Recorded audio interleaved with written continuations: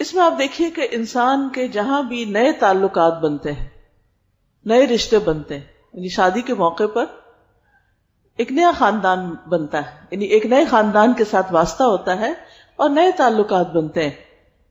اب ان تعلقات میں، ان رشتوں میں کچھ تو اپنی عمر سے بڑے ہوتے ہیں اور کچھ چھوٹے ہوتے ہیں۔ یعنی سسرال میں جب ایک لڑکی جاتی ہے تو کچھ لوگ اس سے عمر میں بڑے ہوتے ہیں، تجربے میں بڑے ہوتے ہیں، مقام میں بڑے ہوتے ہیں، رتبے میں بڑے ہوتے ہیں، تجربے میں بڑے ہوتے ہیں، اور کچھ چھوٹے ہوتے ہیں۔ اب ان دونوں کے ساتھ معاملہ کیسے کیا جائے؟ حکمت کا تقاضا کیا ہے؟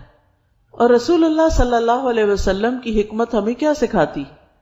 آپ صلی اللہ علیہ وسلم نے فرمایا، وہ ہم میں سے نہیں، جس نے چھوٹے پر رحم نہ کیا